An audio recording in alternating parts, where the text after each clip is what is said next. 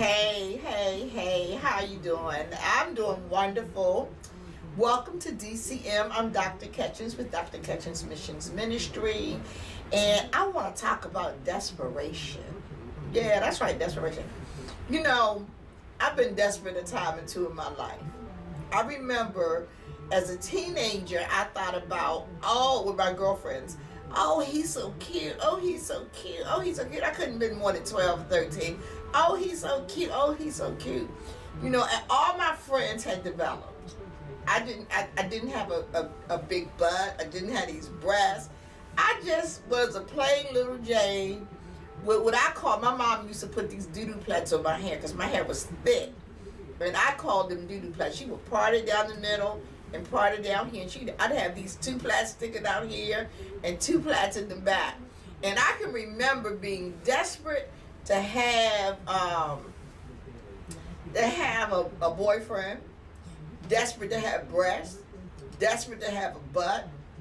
I just was a desperate child. And I think now looking back, in the teenagers that I counsel or mentor during my life coach ministry, I see a lot of those teenagers faced with desperation. And in thinking about that, I began to think about us as adults being desperate. You know, one day I was 12, another day I was 21, then I was 31, then I was 41, then I was 51. That's enough. I ain't gonna tell you no more. Anyway, you could read my bio and find out how old I am if you're interested. At any rate, I began to think about what happens as we age. We haven't found that perfect lover, that perfect mate. We've experienced some betrayals. We've had some lustful moments. We've had some moments of just sheer desperation. I gotta have him. Oh, I gotta have her. Oh, she's so fine. Oh, he's so fine. We've had those moments.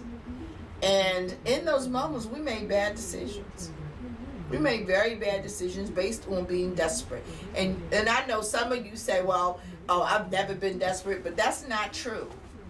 That can't be true. And the reason I know it's not true is because desperation is something that takes place in all of us at one point or another. We may not identify it as being desperate, but there's whether it's in a workplace, well, I've got to be a supervisor, I've got to make it to the top. It could be in sex. I gotta have her. Oh my God, I'll do anything for her. And I know desperation comes in many styles and forms.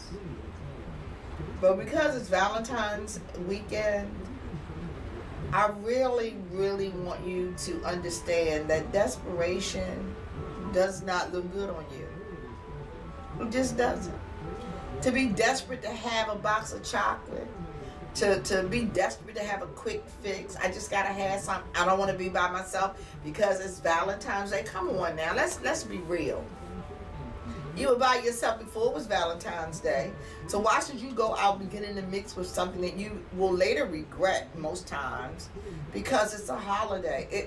We've commercialized it so that, or not we, the powers that be that make the money off the boxes of chocolate and the flowers and the candy and the trips, those persons have made millions and millions of dollars on our emotion.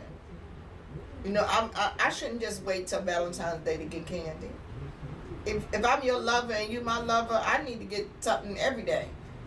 Every day I need to spend my time outdoing you, and you need to spend your time outdoing me, because that's what makes relationships work. When failure is never an option and love is always the driving force behind the relationship.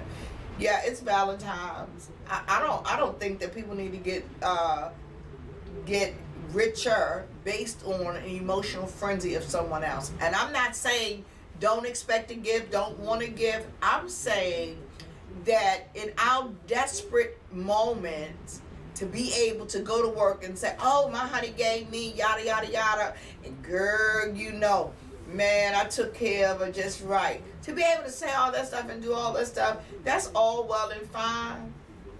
But it's a point of desperation. You need somebody to know that somebody love you. and it happens once a year. Really? Really? Is that what you've reduced your emotions to? Just so that you can have something to say?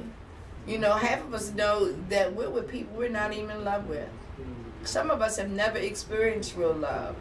And some of us are just holding on by a tooth and nail, waiting for somebody just to love us no matter what. That real love. And let me tell you, for the record, pure love is worth waiting for. Best thing I ever had in my life was when Vernon, which was my husband, until he got sick, I still got coffee in bed. He'd wake me up with a kiss and a cup of coffee. Real love. Whoever got home first started dinner. We both ran through the house and played with our son. Just wonderful to be in love. I don't want you to diminish yourself. I don't want you to think less of yourself than who you are. You have to know that you are royalty. That you are really worth more than just a box of candy. I'm not saying turn down the candy, girls. And you know, even on that note, I think that women need to give their man. I don't think that Valentine's should just be a one-way street. If you're going to do it right. Baby, baby, baby. Here you go, sweetie pie. Something that he never expects.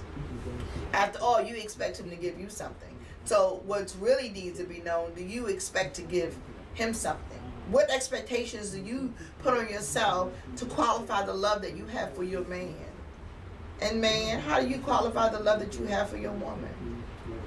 It's Valentine's. I know it's a very happy time, and I'm happy. I really am happy for anybody that has love and has real love. I'm elated because there's nothing greater than turning over in the middle of the night and just, hey baby, and both of you wake up at the same time for the same goodies. Woo!